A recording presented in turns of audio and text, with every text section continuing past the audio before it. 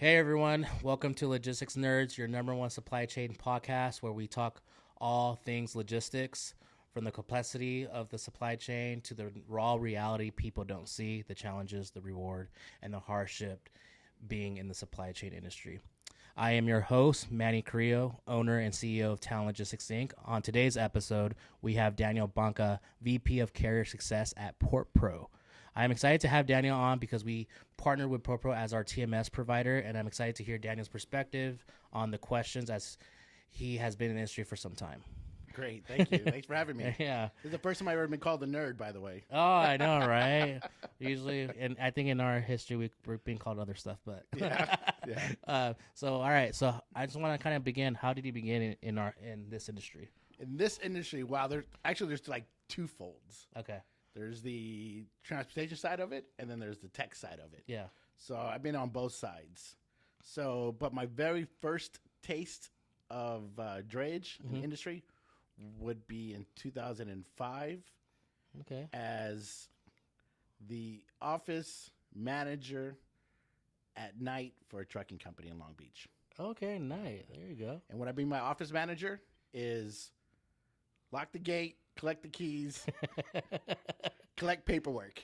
there you go. Everybody went home at 5 o'clock, and I came in at 5 and just kept the yard open. So when the drivers came back, I just kind of closed everything up. So that's when I got my first taste of watching them come in with the containers, parking them, dropping them, all those things. Nice. That's when I got my first taste. Yeah, and I love it. You said 2005. I think that's like the best era of music, by the way. That's a whole different topic, but I think that's the best era of music. So fast forward, I know we're going to go back and forth. What made you, I know, like I said, you are at PortPro, so what made you join PortPro? Well, before I even got into trucking, going to school, going to college, my background was always information systems, networking, kind of computers, right? So that was my background then. Trucking came in the middle, took up a big gap of that, but I knew that, this industry needed some type of tech and everything like that. So being able to work with systems and stuff like that, that's what made me realize joining PortPro was something that's going to really help truckers get to that next level. Yeah. And then that going back to, I think it's a whole, because I'm a customer of PortPro, right? We're partners. We use your TMS provider, and I think you say visibility is probably a big key, right, in your software and in the software. Yep. So, what are some of the highlights of being a part of PortPro, professionally and personally? Professionally, it's a great company, it's a great product, and it's helping trucking companies succeed in their business. Personally, I don't like to be told things, hey, I need you to do this, or hey, did you know that this is there, and not knowing what's going on. Kind of that's a personal thing for me. Yeah. So when I was in trucking, I hated my customers to tell me, hey, you have empties here, we need to come get them. Oh, I do, thanks for letting me know. Or you have 5 containers in the port, when are you going to get them out? Oh, let me check on that, and I'll let you know. Like, I always wanted to have the no. Yeah. So I think personally giving this type of product to customers gives them the no, so that way you can be more proactive with their customers. Like, hey, this is what we have. This is when I'm going to get it out. This is when I'm going to pick them up, and letting them know rather than them asking you and telling you what's going on. Streamline that process, right? Instead of doing like emails, they could actually log into their software, right? So, and view all the visibility from there. Do messaging, all that good stuff, right? I mean, when you're talking about that, of course, everybody can send an email notification. Yeah. Everybody can reply back. Everybody can send an attachment, but now the customers are living out of their email. Correct. Right. Now their email becomes their access point to get information from you. Correct. So do you want them living out of email, searching, doing all that stuff? No. They'd rather just pick up the phone. Call. Hey, Manny, what's up? Yeah. I am searching my email. I don't know. I can find the chain, so that. But giving them something where they can just log in and see everything, especially in today's environment, Yeah. What can I not log in and see? I can see where my package is. I can see what I ordered in the past. I can reorder. I can see the movies I watched last week. Yeah. Past orders. I don't have to call Netflix and say, hey, can you send me a list of what I watched last week? Like I saw a good movie. I want some more information on that. It's funny. Be at your local video store, right? You know, Exactly. Hey, do you know my history? Blockbuster was like that, right? Yeah, yeah. Hey, what did I watch last month? Well, you watched this, this, and this, and this. Okay, cool. Cool. You know? Behind the scenes curtains, you know, you go to the back, right? Just kidding. What are some of the pain points of, you know, obviously in being in Pro, what pain points do you see professionally and personally as in the industry, right? Pain points, right? Yeah. I would say some of the pain points are just people not knowing, right? Like I said, Manny, you know what? I got a better route for you to drive home. It's going to save you gas. It's going to save you time. Yeah. You're like, nah, you know what? I like my route. It works for me. I don't mind spending more money. I don't mind spending time taking that route. Yeah. You know? So convincing you to take that new route and to take the chance on it and then actually see it. And, oh, shit, this is a better route. Yeah. I am getting home 30 minutes earlier now. Yeah. So getting people to see that and understand it. Yeah. So pretty much breaking someone's habit or being, you know, change. Sometimes change is not a good thing. And I think that's a good one, right? So especially if you were on that route and you tried it before. Yeah. And you got into an accident. Yeah. You know, so you're like, I already know that route. I've been on an accident before. But like, no, but now we have, you know, a special lane for you now. Yeah. Stuff like that. So try it again. That's the other hard part. That's another big pain point. Yeah. Is a lot of companies been burned in the past from a TMS system that said, hey, give me 10,000 up front. It's going to be beautiful. Yeah. You know, you're going to have automations. You're going to have all this great stuff. And then great. And you write that check and then it's like crickets. Thank you. And there you go. We'll wait until you're next in the queue line, right, to start working on your side. And by the way, like I said, I vouch for PortPro's. It's a good system. I come from a previous TMS provider, and it has helped our operations run a lot smoothly. So kind of want to be like, I approve his statement on that. So, that's because I've seen it hundreds of times over and over again, so I get it. And plus, I used to work for one of those companies in the past too, so there's another thing too. I kind of know the insides of that too. Yeah. So any advice actually kind of back forward a little bit. So you're in IT, and then you started working in transportation, right? Let's get into that a little bit. Yeah. So, I got into trucking. You know, I was with that night office manager type of deal. Got done with that. Finished school. After I finished school, it was, hey, come back. We need a day dispatcher. Someone to manage the drivers, manage the loads in the day. Yeah. So I was like, okay, I'm in. This is a lucrative business. You're making money. You're driving a Mercedes. You know what I mean? So I'm kind of like, I can get in this. Yeah. I can get in this. It's good, easy, fast money. That's what I thought. Yeah.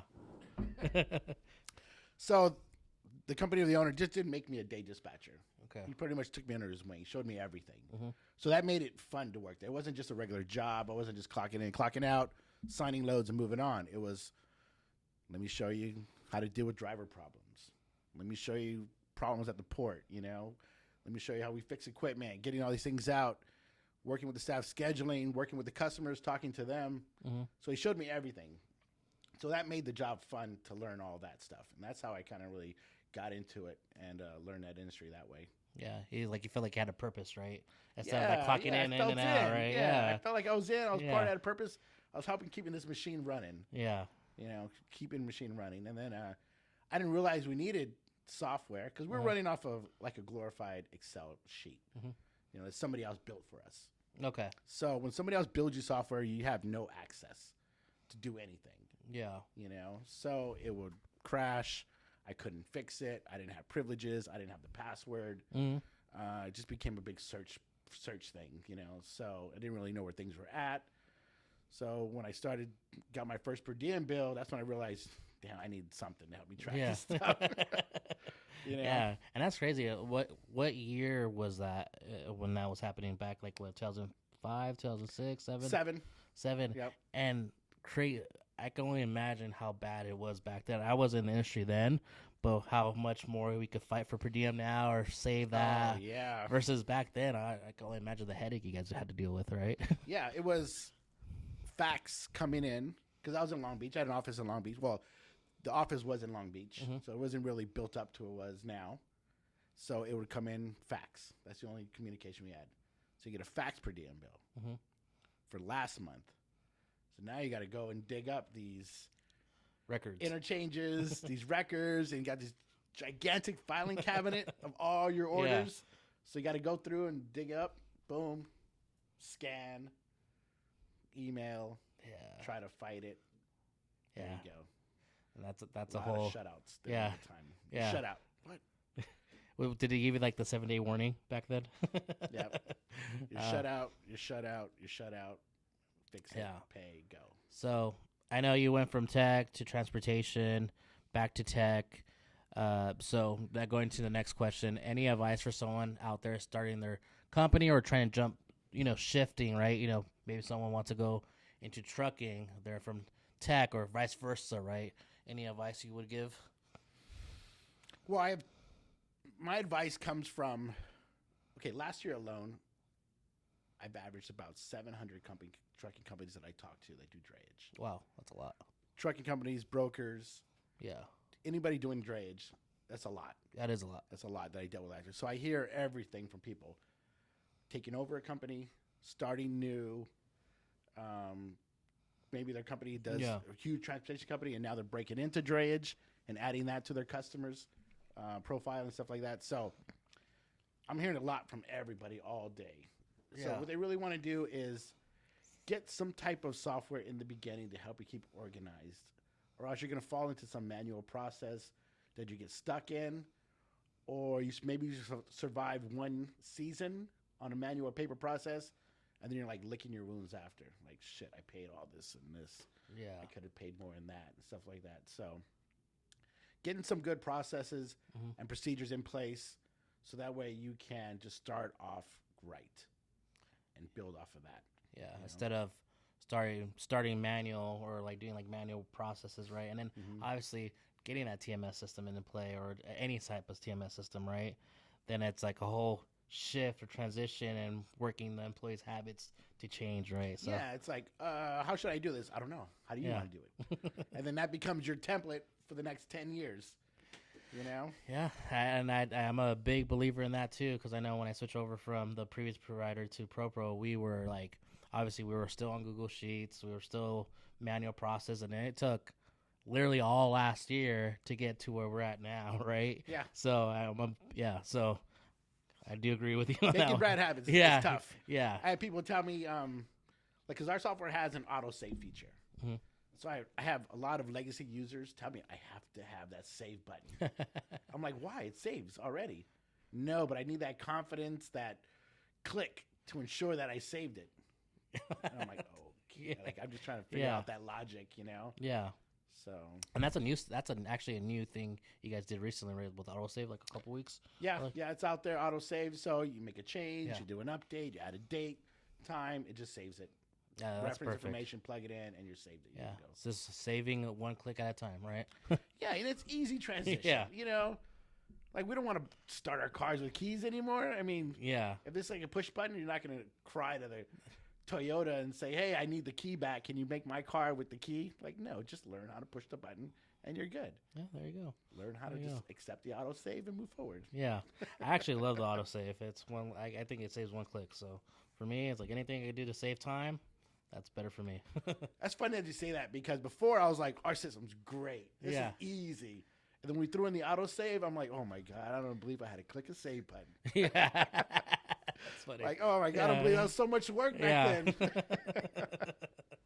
then. So changing gears a little bit. I know we've been asking a lot about like work-related questions. So let's kind of go a little, personal. So how do you spend your personal time? This is going to help me get personal, by the way. Oh, there you go.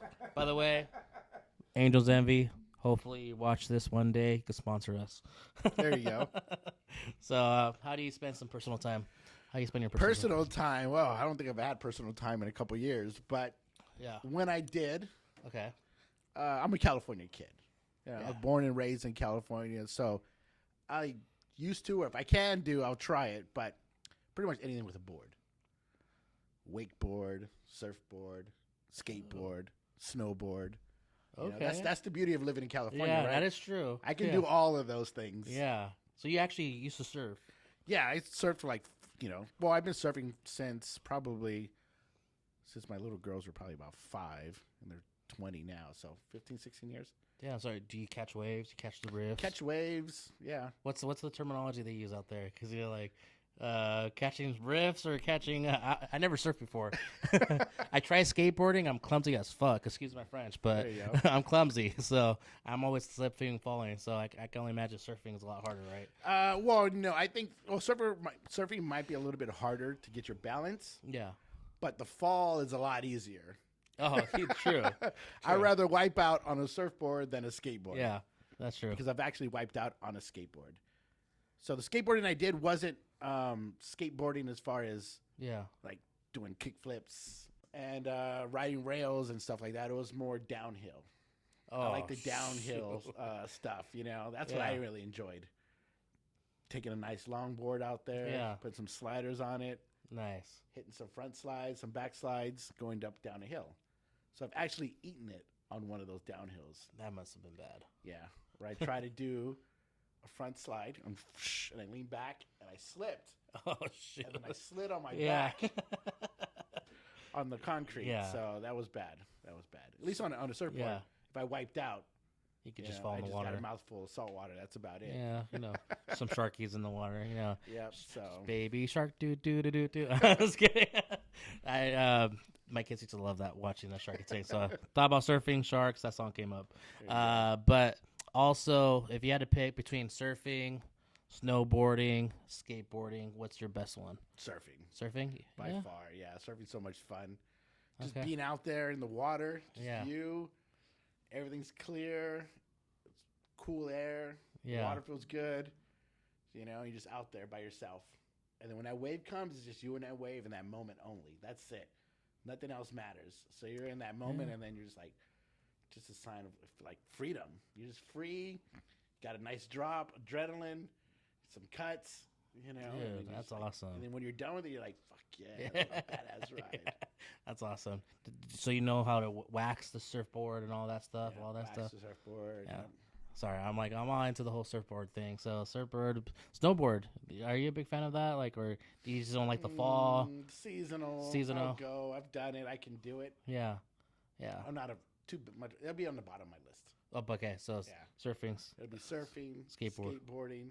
Actually, it'd be surfing, skateboarding, wakeboarding, and then snowboarding. Yeah, wakeboarding's cool, but I think I'm a little too much on the heavy side to start pulling myself up now. I went last summer, and I was just terrible at it. Yeah.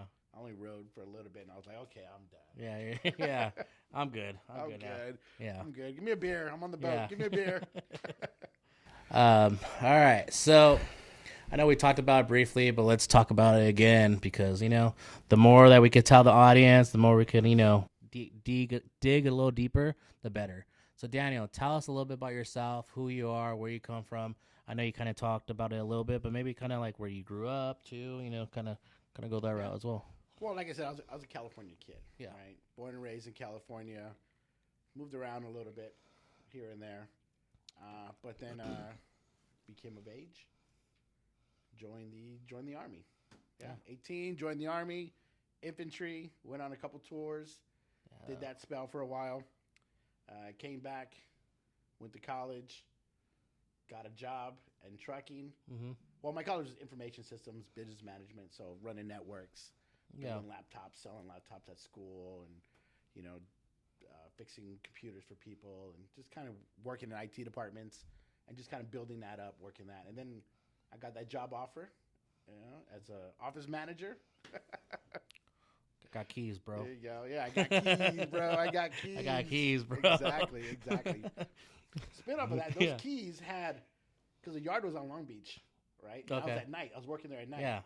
So I would go and put pin locks. I had to put pin locks on all the containers. Oh, dude, I used to hate those. Yeah. So I put these greasy ass fucking pin locks with these gloves and a cart, and have like 50 pin locks, and just go through and lock all the containers at night. Click, click, click. Yeah. Click.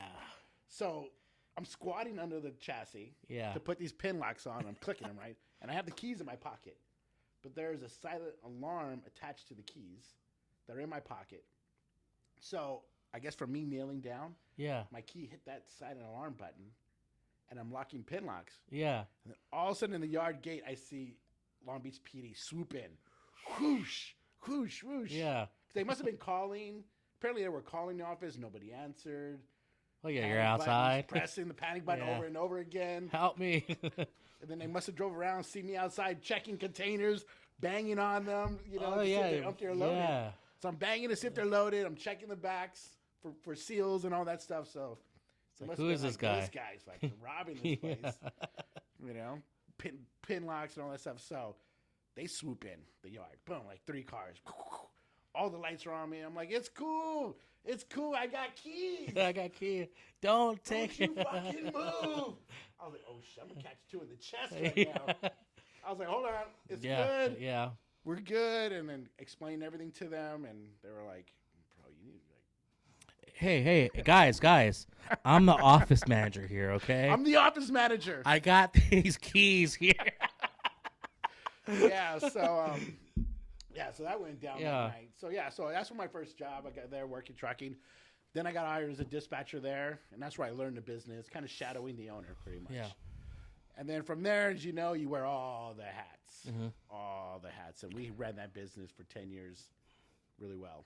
That's nice. Some dude. direct customers and all that stuff. So, yeah, that's how I got it. He showed me everything. He showed me everything from fixing fan clutches to picking up, unhooking, delivering, how to run a business, all that stuff. That's pretty cool too, because either people just learn how to run a business, or nothing. They're not like simple term is either you're street smart or you're book smart, right? Yeah. And you got a little bit of both, right? So that's actually good, right? Yeah, I consider myself like a hybrid in this industry. Yeah. I know the trucking because I got the greasy hands. I got the phone calls. I still hear that Nextel trip in my ear to this day. Yeah. You know? And then I have the tech side of it in this industry that I've learned as well from previously in schooling and then working with those companies directly. Yeah. So That's good. I was able to mend those two together. And then now I feel like I have an opportunity to contribute to this industry a way like nobody else can. Yeah. As far as like, look, I understand your business and your problems. Let's use some stuff we have here to get you to there. Yeah. You know? I like trucking, IT, and it kind of remind me back in the day. I was a kid. You never heard Captain Planet? Earth, water, fire, There you go. Captain Planet. There you Yeah, go. wish I do a hashtag Captain on that. Dreyage. Captain Dreyage. There you go. So, how is PortPro connected to the supply chain industry? I know we talked briefly, but I guess you could probably say in your terms. Well, okay, so there's always been this gap in drayage, right? And truckers always been looked down on as they're on paper or they're just moving it, whatever. So that's how I see it. Yeah. You know, there's always been looked down on, like whatever, you know, cheap rates, all that stuff. So there's always been that gap in the industry. So now what we're doing is we're bridging that gap and providing that flow. So, you know, all those vessel information and all the stuff that they have for the shipper, the shipper gets all their data, all that stuff, and they do what they do with it. They send that to the trucker, and then it's like, breaks. Yeah. Let's go to paper or a gazillion other little tiny systems or Excel and all those things. And then next thing you know, boom, it goes to the warehouse, and the warehouse is on this beautiful WMS. And, you know, customers have these beautiful sites. So that's been the gap. Yeah. So what we're doing is we're closing that gap and providing that type of software for the carrier now. To say, yeah, let me plug what I'm using in here, and now you can connect to the supply chain and just link up to everybody else. Yeah, that's awesome. Yeah, so that's how I want to use PortPro that way. Oh, nice. And then I know we talked briefly about the history, but I think what did you do before working at PortPro exactly? Like right before you joined PortPro, what were you doing? Right before PortPro, I was always in trucking in the beginning, right? I was in trucking in the beginning. And then when I left, I went to 2014. I started working with TMS companies. Got it. Right, so from 2014 to 2018, I was working with TMS companies, introducing to the trucking companies, working that. And then in 2018, I left, and I went back into trucking. So I started as, like GPM, office manager, dispatching, drayage manager, operations guy, freight sales. Then I was like, okay.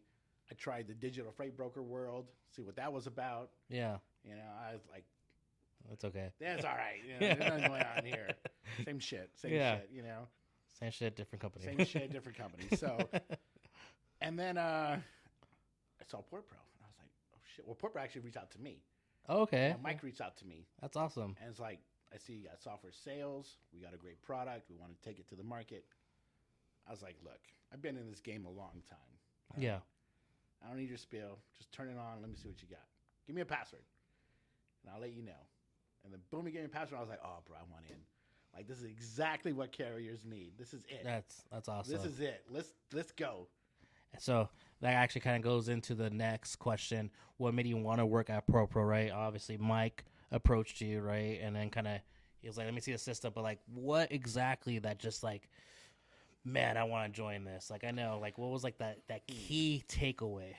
Well, if you're in trucking and you used the system before, just by looking at it alone is going to make you want to do something new. Yeah. You're like, wow, the whole look is like, this is what I need. Yeah. I would love to run my company on something like this. So that was the first thing that kind of like, oh, I want in. This is exactly what carriers need today to manage their stuff, you know? I mean, we all know we're in trucking. If you move containers before, you know, all the back end work and how many times people have to touch it to get stuff done. So clean and easy and accountable. And that's what PortPro brings to carriers. I'm like, look, this is going to really help them take them to the next level because on two levels. The first level is helping the carrier become more easier to use. Mm-hmm. You know, technology, of course, will just simplify the process and keep things going good that way, right? And be able to connect and communicate with the customers and them to trust you with the stuff, with the information you're giving them. Mm-hmm. Before carriers, it's on its way. Don't worry about it. It'll be there in 2 hours. You know, like, hey, dude, I need you to get it now. Yeah. Like, you know, like they never trusted anything we said. Now we can bring some integrity to the information we're giving them. There's actually GPS tracking on. Look at it. He's there. He's waiting. There, what do you want me to do? Yeah. You know? And I think, honestly, like the softwares and the technology, like especially like PortPro, it kind of like it makes us more accountable, right? In our office operations, like, dude, like we got to step it up. We got to show, like, we got to put our best foot forward because we have the system that could do it. Mm-hmm. We just have to go in there and make sure we're proficient and, you know, holding ourselves accountable to do it, right? Yeah, exactly. We can't be lazy anymore. Yeah, exactly. And I'm not saying that we were lazy, but it's more of like, well, I ran a trucking company, so I did have. I'll do it later. I'll send it. I'll send the update later. They'll get it. And then the customer's calling you 9 times, like, please, can you just send it out, please? Like, all right. I'll do it when I come back from lunch. Yeah. Great. But that leads me to go back. The second thing why I wanted to do it is not only just to help the carrier out overall, but I was noticing a lot of money is getting dumped into drayage. Software money. Everybody's getting $1 million deals here and there. $50 million to develop some software or whatever, but I didn't see any of that come down to the carriers. Yeah, it was more from like a BCO standpoint. More BCO, more of like the broker having great software, or more of like, yeah, you know, we'll create this beautiful platform so you can see all your containers and where they're at and where they're getting out of the terminal and all that. And that's where all that money's get dumped to give them that container information. But then the carrier is stuck with uploading 9 portals, 5 spreadsheets, and that's where all the data's coming from. Obviously, we have a lot of stuff that we do as a trucking company. We have a lot of regulations, right?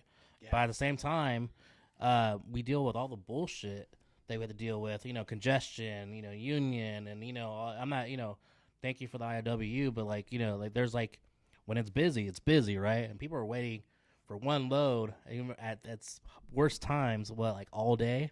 And that's pretty bad. And I just feel like it's not really transparent when you have a middle person in play. But with the software, you're giving these customers updates. They're actually seeing these visibilities, right? And they're like, dang, you know, like, I feel for you now.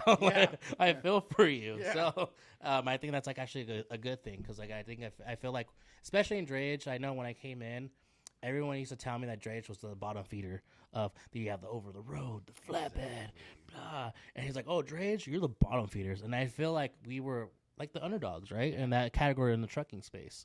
And now it's kind of like, man, we actually feel like value now. It's obviously COVID happened too, but it's like we got a little bit more appreciation. Like, dude, like look at these trucking companies dealing with ocean freight, intermodal. Like, we have a little bit more appreciation. And obviously now adding the software into play, it's like even the people in the industry, the BCLs, are actually like, damn.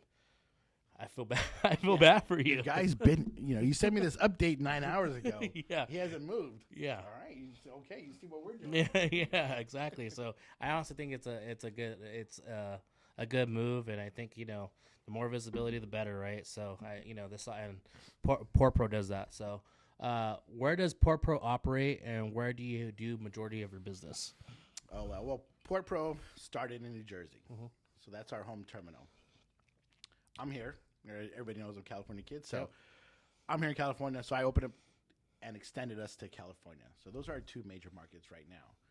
And then as we progress, people start asking, more companies are opening up in other markets. So in all major markets, PortPro is being used. Right. Yes. Canada as well too.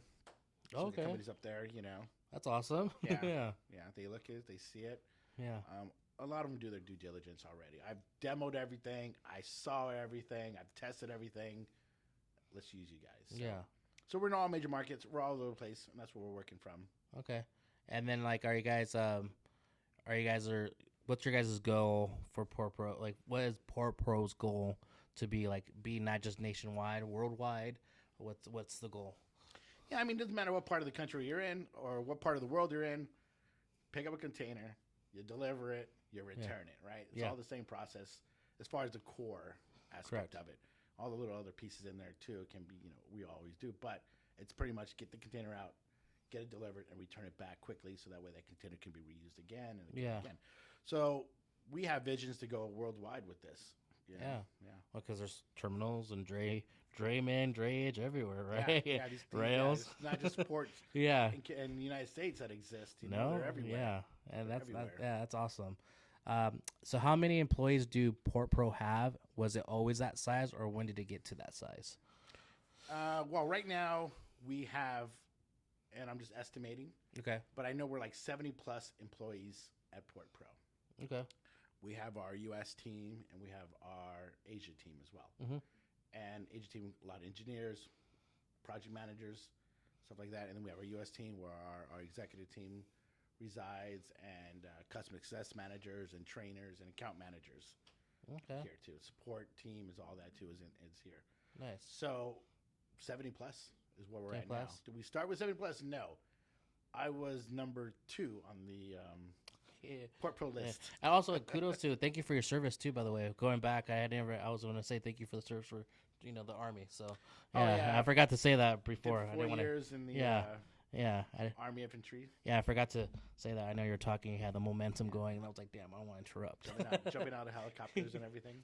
Damn, that's badass. I know I've been a helicopter shooting hogs, but that's something different. Yeah, I want to try that. Join me in Texas. All right. That's a Texas trip right there. I have a little flashback. Don't have PTSD on me. Me that chopper. It feels like, it's funny because you go on the helicopter, and I know you're going up, you have your guns, then they say always have your gun out and down, right? Yeah. Not up. They gave us training, right? And we're like, and the first thing that pops in my head, like, welcome to the jungle. There you go. You get these cool, army songs, right? Yep. So going back, sorry for changing gears, but it's just memories. What do your operations look like? What does PortPro's operations look like? What's your guys' daily? Obviously, you guys have your exec teams out here in the United States. Is it more just trying to throw PortPro out there, reach people that don't know about PortPro? How does it look? Well, we got a great process. Because what we want to do is get you on the system, set you up properly, show you how to use it properly, and then send you off into the money making world. Yeah. So we got a great process from the time you initiate conversations with me, to working with your account manager, to rolling into the customer success team. So we got a great process all the way through. We take care of our customers all the way through that process. Okay, nice. So since starting in logistics, what has been the worst year and the best year professionally and personally? Well, like I said, there's two layers of this. You got the trucking layer and you got the tech layer. So on the trucking layer, the worst would have to be I don't know. The pandemic was pretty much up there. That was up there. That was pretty bad. That's like number one. I mean, I had 2 incidents in my time, Yeah. so actually 3, but I think number one, I wasn't in trucking during the pandemic, so I just was on the outskirts, so I didn't really get to feel it in the operation side of it. But on the operation side for me would be 2008 and 9, where The truck was slow. Like you had to buy new trucks. Mm-hmm. You know, your 98s and your 99s and your 01s were dead. That's horrible. You know? Yeah. So owner operators were like dead. The grant program was good, but it wasn't really like helping you or the single owner ops. Mm-hmm. It was, well, you want a grant for 1 truck, but there's a guy here asking for 10, so we're going to give it to him. Yeah. So they're out.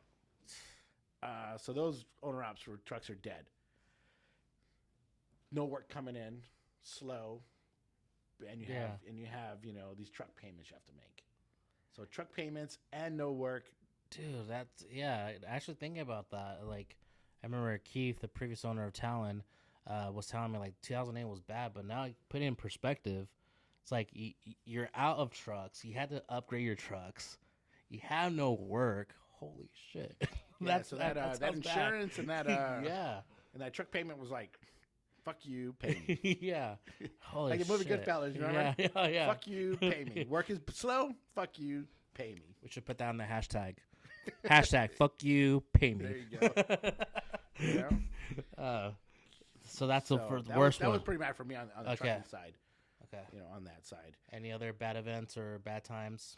For operation, that would have to be the worst time. Yeah. The best time for me would be a couple years prior to that, when there was no night shift, of course, at that time, but it was grab a chassis in the yard, pick up your container, let's go. Yeah. No appointment, just make line. So I think the gates would open sometimes at 7 a.m. Okay. Sometimes they'll have these open gates at earlier, but 7 a.m. the gates will open, you're in, you make line, you wait for 8 o'clock, and then boom, you get your container and you're done. That was good. So it was, all terminals were no appointments back then. No appointments. Oh, that's Just yeah, we that's open crazy. the union guys start at 8, Mhm. but the gates open at 7. Yeah. So the gates open, you make it in your spot, and you just wait, and then they come in. You see them walk to their cranes. You see them walk over here to their spots, Okay. and then get your container, and then next in line. Dang, that's And crazy. you go and you're out, and then you take that chassis right back to the same terminal you got it from. Damn, it was like a lot more simplified back then, man. Yeah, no night shift, but that's how it was, Yeah. I was able to send they had a guy come in at 1 o'clock in the afternoon to start work. He was able to get at least 2 containers out from 1 to 4, get 2 containers out, bring them to the yard, and then deliver at night. What the 2 hell? empties in, 2 loads out between the hours of 1 and 4, and then he just deliver them at night. Dude, that's So crazy. that was it was good. So that was good there. No appointments. That was nice. Dude, that sounds APL was before it was Phoenix. It was APL terminal. Mhm. 100% on wheels at that terminal. Seriously? Yeah. I didn't know that. I didn't. Yeah. Rarely that we got anything grounded at that terminal. It was they get it, boom, they put it on chassis. It's in the spot. Come get it. So that was like an expedited terminal then, I'm assuming. Just in, you're out. You're in, you're out. You're out. And that's crazy. Now it's like expedited, and it's like you're at Disneyland waiting in line, right? Exactly. And the ride keeps breaking down every 2 hours. Yeah. No thanks. So that I would have to say that would be the best. yeah, because we just go. I got 50 last 3 days today. All right, we'll get them. And you're able to get them out with that no appointment system. Yeah, just get in, bring to the yard, drop, go. Drop and go. Drop and, and go. And it was back and forth, back Yeah, and forth. yeah. Some guys were bringing in like 5, 6, 7 a day to the yard, and then just deliver them. I wonder why they started doing the whole appointment system then. If it was working, Yeah.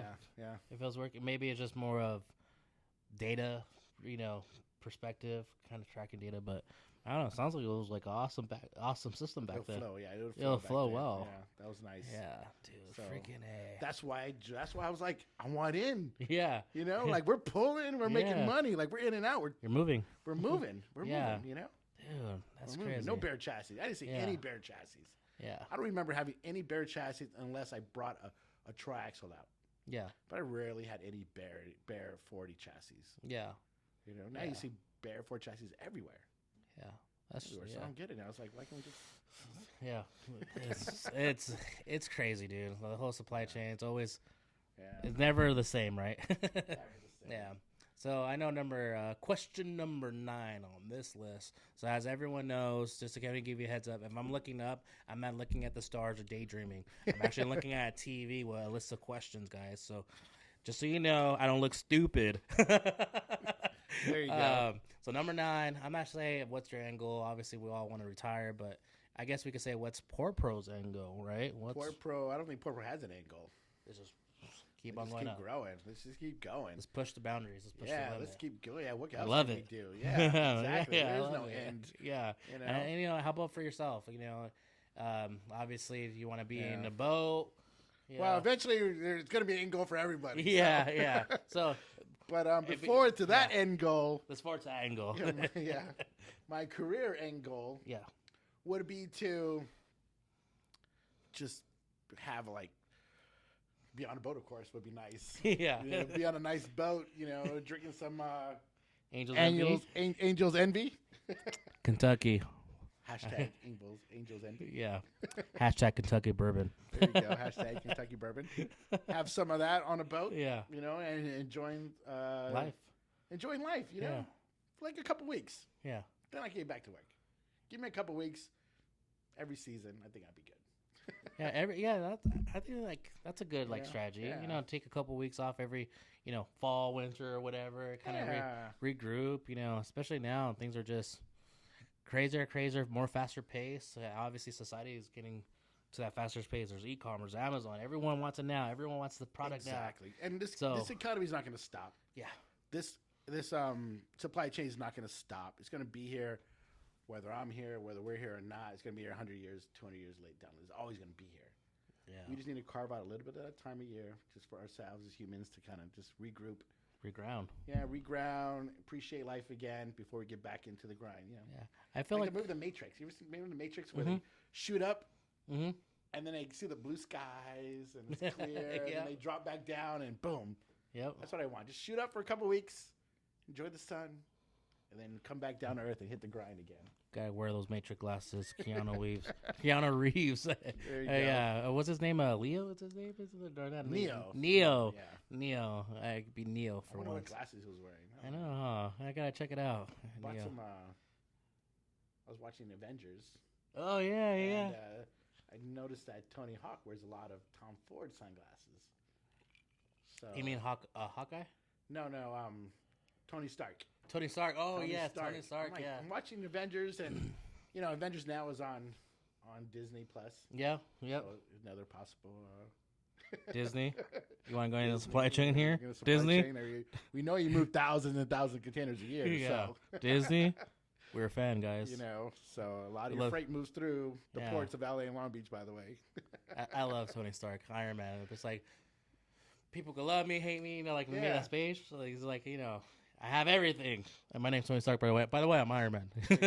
Yeah, but he wears those sick glasses. Yeah, those are actually pretty sick. Some Tom Ford glasses. Yeah. So I was like, okay. Have some money. There you go. Travel the world. Nice cars. I could say other stuff, but I won't go there. Exactly. Yeah. So, what's your best advice for anyone that wants to work in this industry? The tech, transportation. Your best advice. In this industry, in the trucking industry, and tech. Just work hard. That's it. If it was easy, everybody'd be doing it. Oh yeah. You know what I'm saying? Everybody be in here making money if it was easy. So if you want to jump in this industry for whatever reason that gives you to jump in here, whether it's your family doing it, or you're taking over your dad's company, or you're taking over your mom's company, or you have to lead the dredge department and you're thrown into that. Yeah. Just go in there full-hearted and try to make it the best you can.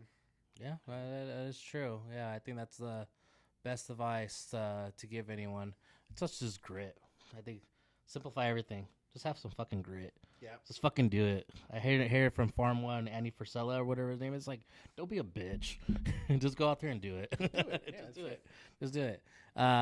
So, what are some of the pain points of working at a tech company, and what are the main challenges, or just as a whole for PortPro? Well, tech software, we all know it's not 100%. So things can happen with all the points. It's just you got to be responsive and you got to know how to fix it. So some of the pain points in tech is just people wanting to be like a plug, you know? Hey, can I just plug it in? And how come it doesn't work when I plug it in? Yeah. I plug it in, I'm pushing power. Like, it's not working. It's not working. Yeah. Like, there's more to it than just that. So getting people to understand that those pain points are just not just a simple plug and push play, and now it's supposed to magically everything's supposed to connect. You know, there's a lot to it behind the scenes that help to make sure it works and brings integrity to the logic that you're pushing out there and stuff like that. So getting people to really understand that process and accept it and be patient with those type of things is good. I think also too, like tech, for example, I think it's always changing. It's always adapting. There's always, so I think might be another challenge too. Like it's always like you get here, like an iPhone, right?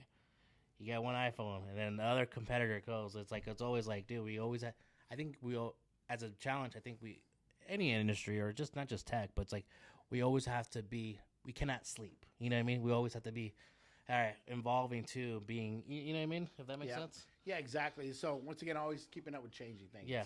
You can't be. I mean, we're not the same system we were 2 years ago. Correct. You know, so we've definitely evolved and kept up with current trends and keeping ahead of the game. Yeah. Another thing, you know, always trying to stay on top of it, so that way we can say, "Oh yeah, there's a new problem. We're working on it. Yeah. We've already experienced it.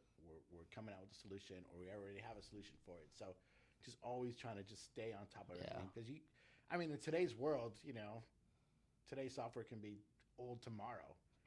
Yeah. You know, so just think about the internet, right, guys? You know, you used to have the dial or what's it? The sound, that annoying sound for the internet. Yeah, you take it way back. Yeah, I'm talking about as far as like my phone having just a button on it, right? Yeah, and dude. You see somebody with a button on their iPhone, you're like, what? What's going on with? But just think about that like type of technology, right? From being that internet dial up, or say like pressing buttons on the phone to where we're at now. Same thing for technology. I think tech, like TMS or any freaking software company, just where it's going to be now and where it's going to be 20, 30 years from now, man, next thing you're going to have AI do everything for you. You never know. Yeah, that'd be good. That'd be nice, actually. Save some costs. No, I'm just messing. So what of, I'm trying to think, next question. This, you probably might answer this one already, but I guess I can answer it. Ask it again. What are some of the pain points of working at a tech company, particularly in a supply chain? Do you get like maybe it's something like getting connectivity with ports or BCOs? Is that a challenge? There's red tape everywhere. So man. Yeah, there's red tape I everywhere. Bet. You know, people just don't want to just like, oh, we'll connect, no problem. But what's in it for me? Yeah, where's my like? Why does it be you? Why can't it be about your customers? Yeah. Why can't it be about your carriers you work with? Yeah. You know, why does it be about you? That's one of the pain points that I see. A lot of id tape in that spot. Yeah, it sounds like a kingpin on the block. You know what I'm saying? Yeah. But not really. But anyways, whoever's that person, I'm sorry. I watch a lot of superhero movies growing up and cartoons, and that's the first thing that pops in my head. Yeah, so that's what it is. Like, just connect. Like, yeah. You know, I don't know. I mean, I can say this whiskey might be getting to me, and I don't know if I should be saying this stuff I should to dab into or not. Yeah. But as far as that red tape goes, it's like, let's just open it up. It's going to make the supply chain flow so much easier for everybody. Yeah. Everybody's going to benefit from that data flowing. Yeah. So let's just open it up and allow us to do it. Yeah. Don't say, hold on, what am I going to get out of it? Or what can I get out of it? Yeah. What's potential revenue growth of just doing this little thing? Like, yeah, it just, you have your business, you're making that money, but maybe your potential growth is you open this up, then your business increase too. You have more customers or you have more product flowing, Yeah, everyone has that piece. We'll make an extra $10 million a year off of this thing. Okay, you're making $1 billion a year already. Yeah. We're going to make $1 billion and $10 million? Like, come on. Yeah. Really, do you need that extra revenue to come in and generate? Let's just not create a revenue stream for it, charge people for it, or make problems, and just open it up and let the data flow. Yeah. I like that. I like that. Hopefully it gets there. That'll probably lead to the last one, but exactly. So what are some of the highlights of working at PortPro personally and professionally? Personally, we put a great team together. Yeah. Oh, as you know, you met a lot of them already. Yeah. Mike, Tony, Walker, Ingrid, who leads our customer success team, and everybody that works with us. Yeah. I just love talking to you. I just love everybody. everyone has good vibes. Yeah, You know, you know. everyone you mentioned, Victor, Luis, also, even I saw you guys are hiring a lot more people too. Like I see like announcements every week, and I feel like you guys are getting some key players in play, right? Yeah, people with industry Yeah, experience, people that understand the value, people loving our software. So, you know, with that, and then a good personality, and they're great to work with. It's just fun. It makes fun. yeah, It makes things go. Problems get solved a lot quicker. yeah. Question: I know this is not on the list, but it's like more of a because I'm all about good vibes and character being genuine, right? Yeah. And then like every team member I met in your guys' company has been the same. Is that during the interview process, do you guys look at characteristics as well as you guys join on? I'm not sure if you know that or not, but because like everyone's good vibes in your guys, so Yeah. I mean, you know, everybody's a human, yeah, so we can read each other's yeah, energy very easily. yeah, Whether somebody is their personality, their energy vibe, how they answer questions, how they talk, how they communicate, how they open up. So we can understand a person's, hmm personality stuff just from communicating with them. yeah, So when you communicate with, you're like, you know what, this got a good vibe and good feel and stuff like that, and then layered with things that they know and their experience and all that just makes them a better employee. yeah. They fit the mold. And I think that's gonna make like your guys' company and people that look at that perspective a lot better and enhanced because a lot of big company with a lot of stakeholders, they're looking like, all right, what could this person bring to the table? It's all number based, transactional, very take that emotion that side. But I think companies, especially startups or growing companies, like if you start looking from like emotional intelligence perspective, dude, like, and you have talent at the same time, they're also building that transactions, but you have that character, you have that person's like, dude, like that good vibes. I think that's what's gonna make it different. And honestly, that's how I feel about PortPro. Like you guys have that separation, right? It's not very transactional. Mm-mm. You have that bond, that relationship vibe. So that's why I like it. And obviously that's why in Talon we try to do the same thing, right? Building that vibes. So I like working with you. I want to work with you. So you said if I worked here and I'm like, hey, Manny, I got a $5,000 demerge one. I totally forgot. Oh, it's okay. No problem. Honestly, last year there was a hiccup. I think we had to spend about like $10,000 in Texas because we forgot to terminate empty and then per diem quick. Oh, wow. And That's rough. I could honestly, if any other owner would have been pissed, right? But hey, mistakes happen. We're human. I was there, like I made mistakes. Just because I'm where I'm at now, I'm gonna change my philosophy. Yeah, exactly. Like no, that's not how I roll. Exactly. That's what happens as you grow. Yeah. The company starts to grow. Now it's like, okay, Yeah, we just learn from the mistakes and then just have a nice, conversation with that person. Like mistakes, because I'm pretty sure that person, because everyone here cares about what we do. So like obviously when that mistake happened, like that it occurred, they're probably beating the shit out of themselves internally, right? Yeah. So what I'm gonna do, like, hey, as a boss, I'm like, man, you fucked up. I'm so fucking pissed. Like, sorry, I'm not trying. You should put the X rating on the little. I think we've been cussing a lot too. We've been cussing a lot today. But at the same time, it's like mistakes happen, but let's learn from this.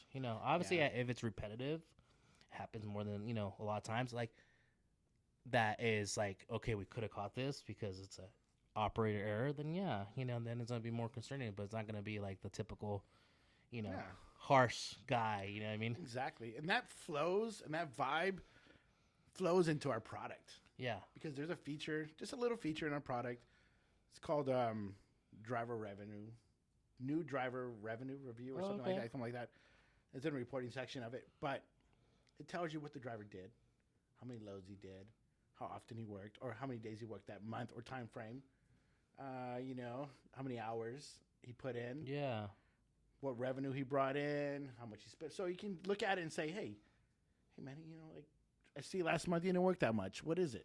Yeah. Like you don't like the work. Is it dispatching? Are you too busy? Like your volume is not up to where all the other drivers are at. Data doesn't lie. Yeah, data doesn't lie. So you see that and you can talk to your drivers that way. Yeah. Hey, what's the issue? Why aren't you moving as many as you could possibly be moving? Yeah. And then you reach a connection and maybe it's something like, you know what? dispatcher talks rude to me or whatever, or the work is not in my area or whatever reason they might have. You can fix that, and then you can just put them in the mix and make adjustments. And then once again, that it brings that good vibe. Yeah, I'm gonna go with Gio Morris. He actually works with us, but when he used to be a trucker, he'd be like, "I don't go past the 710. There you go. My truck stops."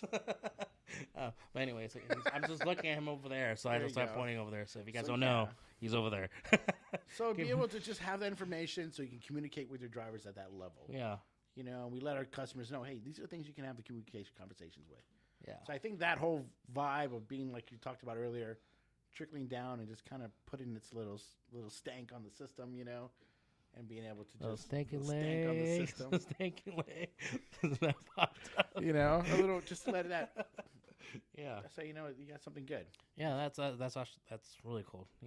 I know they look at the driver revenue, so it's always good to be like, all right, are we keeping everyone in line equal, right?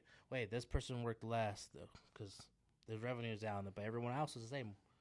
How come? Just traditionally things. It's like, hey, I'm moving to another company. Hey, you know what? Traditionally, it's like, hey, we lost a driver. All right, fine. What happened? I don't know. He went to another company. That's all we know. Yeah.